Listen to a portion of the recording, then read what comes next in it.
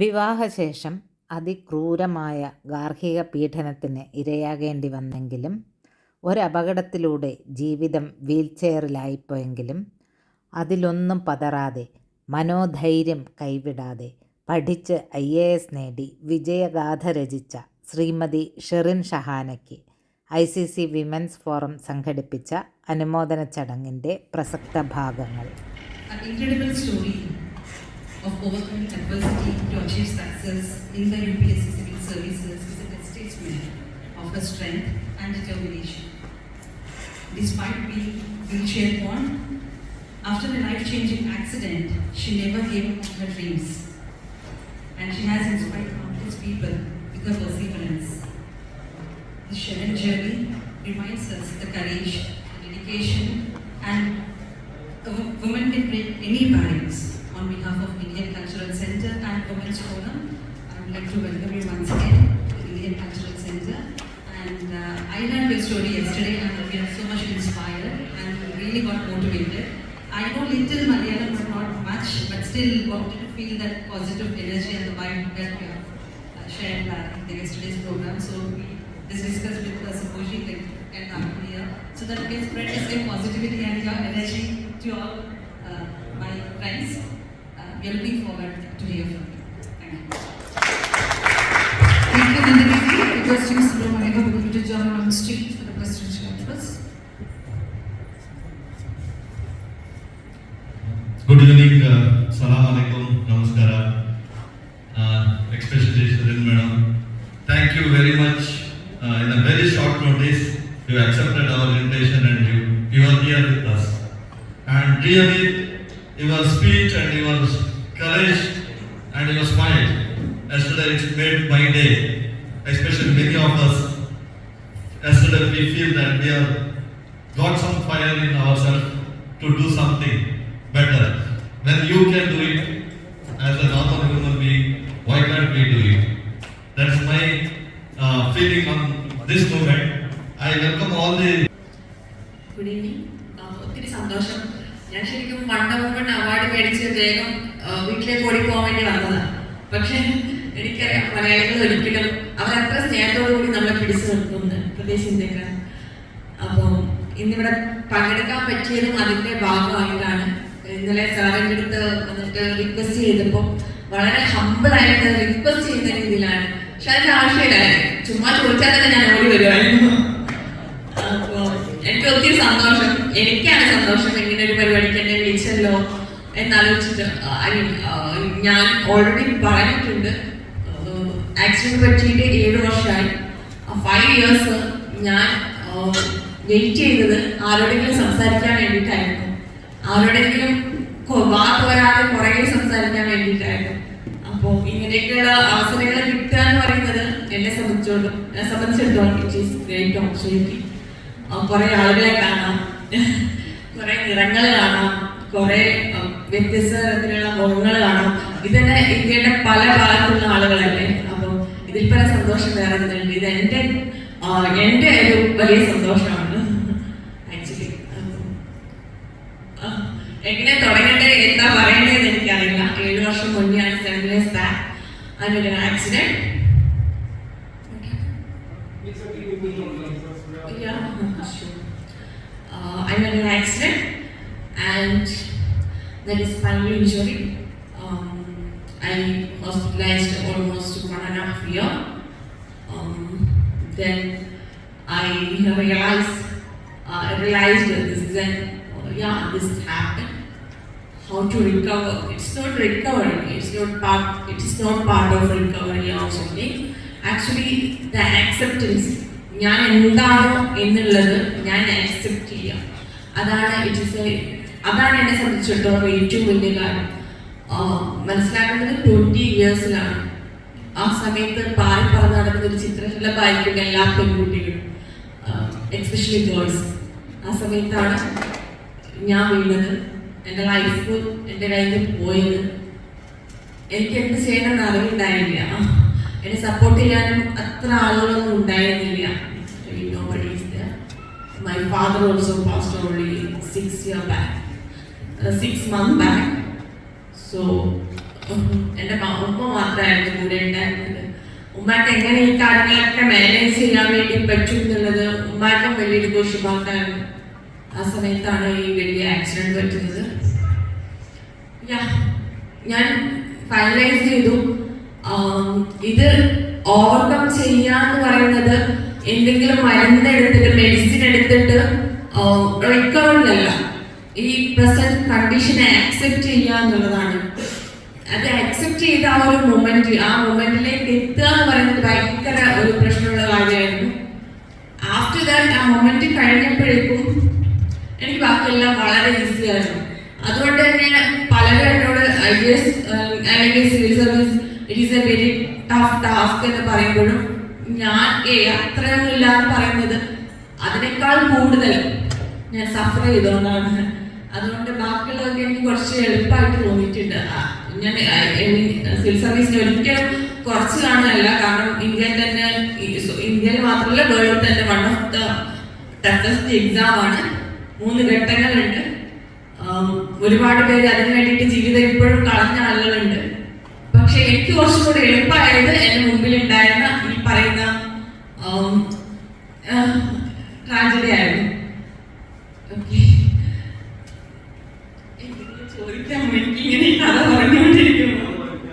What she's trying to convey is it's not really an accident. She got married by age of 20, right? 19. She got married at the age of 19 because she's from, the financial background was like that. And that was a real trauma. She faced a lot of domestic violence. So before her accident, she came back to her home. I mean, from that domestic violence, she wanted to escape. She wanted to come back to her home. She came back to her home and she was doing her PG. During that time, she met with this accident. She fell down from the terrace. And that was a life-changing moment. From that time, the life began like this. She had her mother as a supporter, and during that hospital time, her husband came. But that is like, he came and conveyed like, I wanted to get married again with someone else. So what she said, that is the point. She's saying like, for me, IAS was not tough because I faced a lot of challenges, a lot of mental traumas than this. So IAS was easy for me. Everything was easy for me, and she was accepting everything. And she said she doesn't want to overcome anything. She wants to accept that reality. This is my life. I have to live with this, and what I can do with this. Right, Sharon? Yes. And I think better if you want to ask something, you can ask, so she can communicate. Let it be an interactive session. She doesn't like to, yeah.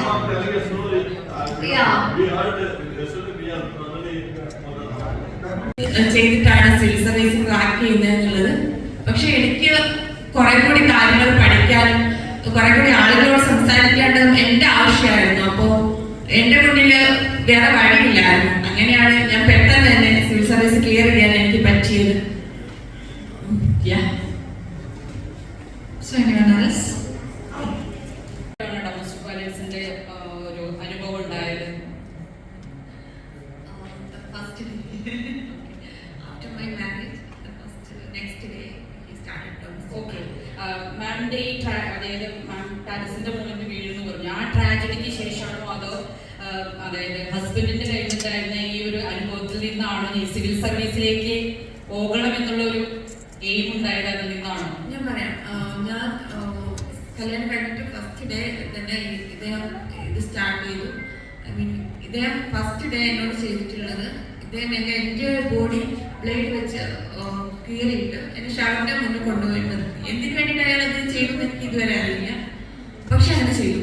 അപ്പോൾ ഞാൻ അത്രയും pain അനുഭവിക്കാൻ വേണ്ടി ഇത് already പുള്ളിക്ക് ഒരു affair ഉണ്ടായിരുന്നു.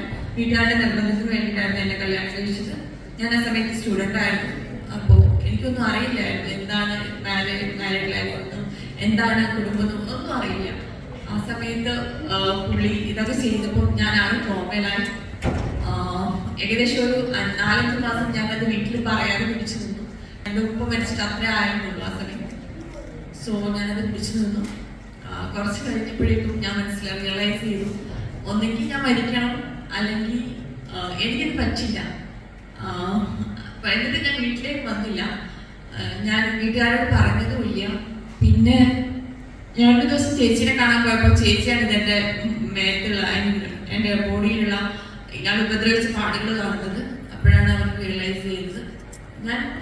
ഞങ്ങളുടെ മാരീഡ് ലൈഫ് എന്ന് പറയുന്നത് 8 മാസം മാത്രമേ ആയുസുണ്ടായിരുന്നുള്ളൂ. ആ സമയത്ത് ഞാൻ എൻ്റെ ഉമ്മയ്ക്ക് സുഖമില്ലാന്നിട്ട് വീട്ടിൽ മദറിനെ കാണാൻ വന്നതായിരുന്നു. ആ സമയത്താണ് എനിക്ക് ആക്സിഡൻറ്റ് പറ്റിയത്. നെക്സ്റ്റ് ഡേ പുള്ളി വന്നു ഹോസ്പിറ്റലിൽ. പക്ഷെ പുള്ളിക്ക് വേറെ മാരേജ് കഴിഞ്ഞെന്ന് പറഞ്ഞിട്ട് പുള്ളി മാരേജ് കഴിച്ച് പടികളായിട്ട് 2-3 കുട്ടികളെ വീട് ചെയ്തു. അല്ലെ ലീഗലായിട്ടുള്ള ഒരു മൂവ്മെന്റും ആണ്. ഫാമിലി വേണം, ഒബ്വിയസ്ലി നമുക്ക് ഫാമിലി വേണം, കുട്ടികൾ വേണം, ഹസ്ബൻഡിൻ്റെതായിട്ടുള്ള ഇമ്പോർട്ടൻസ് കൊടുക്കണം. പക്ഷെ അതിൻ്റെ ഒപ്പം തന്നെ നമുക്ക് ഒരു കരിയർ ഇല്ലേ, നമ്മളും ആസ് എ പേഴ്സൺ നമുക്കും സ്വപ്നങ്ങൾ ഉണ്ടാവില്ലേ. അപ്പം അതിനും കൂടെ കുറച്ചും കൂടെ പ്രയോഗിച്ചു കൊടുക്കുക. അതിനൊപ്പം തന്നെ ജസ്റ്റ് ചിറക് പിടിച്ചാൽ മതി. നമ്മുടെ ആകാശം വിശാലമാണ്, നമുക്ക് പറക്കാൻ പറ്റും. നമുക്ക് പറക്കാൻ പറ്റുന്നതിന് മാക്സിമം പറക്കുക. കാരണം ഞാനും എൻ്റെ ചിറകൊന്ന് വിടർത്തി നോക്കിയതേ ഉള്ളൂ. എനിക്ക് ഇവിടെ വരെ പറക്കാൻ പറ്റും ഈസി ആയിട്ട്. അപ്പോൾ എല്ലാവർക്കും പറ്റും, എല്ലാ സ്ത്രീകൾക്കും പറ്റും. ജസ്റ്റ് നമ്മൾ അതിനുള്ള മനസ്സ് മാത്രം കാണിച്ചാൽ മതി. UPSC ക്ലിയർ ചെയ്യുന്നത് വരെ എന്നെ ഏറ്റവും കൂടുതൽ സഹായിച്ചത് പുരുഷന്മാരാണ്, എൻ്റെ മെന്റേഴ്സ് എല്ലാം. അപ്പോൾ നമ്മൾ ഫെമിനിസ്റ്റ് ആവുക, മേഷോണിസ്റ്റ് ആവുക എന്നുള്ളതല്ല, നമ്മൾ മനുഷ്യന്മാരാവുക, മനുഷ്യന്മാരെ സ്നേഹിക്കുക എന്നുള്ളതാണ് ഏറ്റവും. And yesterday she have got the prestigious editorial Woman of Inspiration Award here in Doha. So give her a big round of applause. Please. After clearing your mains exam, in your interview, what was the question you feel that created your answer created impact on the examiner? So if you remember any specific question they had asked you, which was very important from your point of view for them in the interview, if you would like to share. അദ്ദേഹം ഒരു വളരെ നല്ല, അദ്ദേഹത്തിനെ പോലെ ഒരു panel, is one of the best chairman, I think so. And before I am going to UPSC interview, so many people make UPSC എന്ന് പറയുന്നത് ഭയങ്കര ക്രൂരന്മാരിരിക്കുന്നു, ഒരു 5-6 ക്രൂരന്മാരെ നമ്മളെ ചുറ്റും ഇരിക്കും, അവരെ നമ്മളെ ഗ്രില്ല് ചെയ്യുന്നൊക്കെ പറഞ്ഞു. പക്ഷെ അങ്ങനെയല്ല. വളരെ എൻ്റെ ഉപ്പേനോട് സംസാരിക്കുന്ന പോലെ, ഫാദറിനോട് സംസാരിക്കുന്ന പോലെ ഞാൻ കംഫർട്ടബിൾ ആയിരുന്നു. എനിക്ക് ഒരു പേടിയുള്ളത്, ഒരു സിവിൽ സർവന്റ് ആയ താങ്കൾക്ക് എങ്ങനെ ഒരു സൊസൈറ്റീനെ, ഇപ്പം ഒരു പ്രശ്നം, ഒരു വിഷയമാനം ഒരു സ്ഥലത്ത് നടന്നാൽ പെട്ടെന്ന് അവിടെ എങ്ങനെ എത്തിപ്പെടാൻ പറ്റും. ഞാൻ ഫിസിക്കലി ഇത്ര ബുദ്ധിമുട്ടുള്ള ആളാണ്. അപ്പൊ അതെങ്ങനെ പറ്റും, അത് എന്തെങ്കിലും തരത്തിൽ ആളുകളെ ബുദ്ധിമുട്ടിലാക്കുമോ എന്നുള്ളതൊക്കെയായിരുന്നു എൻ്റെ പ്രോബ്ലം. പക്ഷെ അങ്ങനെയുള്ള പ്രശ്നമൊന്നും വന്നില്ല. അവരെല്ലാം നന്നായിട്ട് കംഫർട്ടബിൾ ആണ്. So she was feeling comfortable with the panel of you got the answers, and did you understand? No, actually she was saying like she was very comfortable with the panel, what she got, right ma'am? Yeah, she was okay. Throughout her speech yesterday, what we understood, you know, more than all these things, she said the physical challenges was not a challenge for her. It was the trauma which she faced before. And now, maybe I don't know, some of you guys would have understood. In the domestic violence, she said about the domestic violence, even first time I heard about this. The next day of the marriage, the husband made a lot of wounds in her body with the blade, and he made her to stand in the shop. She doesn't know what's the reason till now. And yeah, we have one more final question, and let's finish it now. Very healthy person's life. Now I am a disabled person. Now I understand you guys how many privileged and we guys how many unprivileged. Yeah, unfortunately, Indian society is not India is not that much religion friendly society. Yeah, gradually it will. Kids, parents, what is the message you would like to give to those parents to achieve extraordinary things? Actually, Maybe you can tell from what you overcome, what you faced, and what sort of help you needed mentally, physically, both. എനിക്ക് തോന്നിയിട്ടുള്ള ഒരു കാര്യം Please. Disabled പേഴ്സൺസിന്റെ ഈ കുട്ടികളുടെ parents ആണ് ഏറ്റവും കൂടുതൽ സഫർ ചെയ്യുന്നവര്. കാരണം പല രീതിയിലുള്ള ഡിസേബിൾഡ് ആയിട്ടുള്ള ആളുകൾ നമ്മുടെ സൊസൈറ്റിയിൽ ഇപ്പം സെറിബ്രൽ, അതുപോലെ തന്നെ ഓട്ടിസം വരുന്നൊക്കെ കുട്ടികളെ മാനേജ് ചെയ്യുന്നത് ഇറ്റ്സ് വെരി റിസ്കി ടാസ്ക്. അവരെത്ര നന്നായിട്ടാണ് അവരുടെ അച്ഛനും അമ്മയും കെയർ ചെയ്യുന്നത്. അതൊരു ഭാരമായിട്ടല്ല കാണുന്നത്. അപ്പം നമ്മുടെ സൊസൈറ്റിയിലേക്ക് അവരെ ഇറക്കുമ്പോഴേക്കും അവർക്ക് സൊസൈറ്റി അവരെ എങ്ങനെ കാണുന്നു എന്നുള്ള പേടിയായിരിക്കും ഈ പാരൻസിന്. അപ്പം അവരോട് എത്ര നന്ദി പറഞ്ഞാലും എനിക്ക് തോന്നുന്നു അവരാണ് ഏറ്റവും ഈ പറയുന്ന വണ്ടർ വുമണിനും ഒക്കെ അവകാശികൾ ഈ പറയുന്ന പാരൻസ് ആയിരിക്കും. അപ്പം എനിക്ക് പറയാനുള്ളത്, ശരിയാണ് നമ്മുടെ സൊസൈറ്റിയിൽ നമ്മളെല്ലാവരും വിചാരിക്കുന്നത് ഹെൽത്തി ആയിട്ട് ജീവിക്കുക എന്നുള്ളതാണ്. പക്ഷെ അതിനേക്കാൾ ഉപരി നമ്മൾ സങ്കല്പിക്കും ഒരു ടുലിപ്സ്, ഒരു പൂന്തോട്ടം, അവിടെ എങ്ങനെ ചെത്തി മിണക്കി ഉണ്ടാക്കിയ കുറെ ടുലിപ്സ് പൂക്കൾ, ഏതെങ്കിലും ഒരു നിറം, ചോപ്പോ പച്ചയോ മഞ്ഞയോ ഏതെങ്കിലും ഒരു, അതാണോ നല്ലത്? അല്ലെങ്കിൽ എല്ലാ പൂക്കളും കലർന്ന ഒരു സമൂഹമാണോ നല്ലത്? അത്ര തന്നെ ഒരു പൂന്തോട്ടമാണോ നല്ലത്? അത്ര തന്നെ ഉള്ളൂ ഇവിടെ. നമ്മുടെ സമൂഹം എല്ലാവരും ചേർന്നതാണ്. അപ്പം നമ്മളത് സൊസൈറ്റി അത് അക്സെപ്റ്റ് ചെയ്യുമ്പോൾ മാത്രമേ ഈ പാരൻസിന് അതത്ര ബേർഡൻ അല്ലാതാവുകയുള്ളൂ. അവർക്ക് അവരുടെ കുട്ടികളെ കുറിച്ച്, അവരുടെ ഫ്യൂച്ചറിനെ കുറിച്ച് ഒരുപാട് കൺസേൺ ഉണ്ടാവും. പക്ഷെ ഒന്നും ചെയ്യാൻ പറ്റില്ല. ഇപ്പോഴും ഇന്ത്യയിൽ നടക്കുന്ന, എസ്പെഷ്യലി കേരളത്തിൽ നടക്കുന്ന ഒരു ഏറ്റവും സങ്കടമായിട്ടുള്ള കാര്യം, ഇത്തരം ഡിസേബിൾഡ് ആയിട്ടുള്ള കുട്ടികളുടെ അച്ഛനും അമ്മയും ഇവർക്ക് കാലത്തിന് ശേഷം ഈ കുട്ടികൾ എന്ത് ചെയ്യുന്ന അറിയാതെ ഇവരെ കൊല്ലുന്ന അവസ്ഥ നമ്മൾ ഒരുപാട് പത്രത്തിൽ വായിച്ചിട്ടുണ്ട്. പക്ഷെ അങ്ങനെ ഒരു വാർത്തയൊന്നും നമ്മൾ വായിക്കാതിരിക്കട്ടെ, അതിനു വേണ്ടിയിട്ട് നമുക്ക് ശ്രമിക്കാം. അതിനുള്ള കുറച്ച് ഇവരെ മാറ്റി താമസിപ്പിക്കുന്ന എന്തെങ്കിലും കാര്യങ്ങളിലേക്ക് കൂടുതൽ ശ്രദ്ധ ഗവൺമെന്റും ഈ പറയുന്ന സന്നദ്ധ സംഘടനകൾ ചെയ്യാമെന്നാണ് ഞാൻ ഹോപ്പ്ഫുള്ളി. Thank you, Sharon.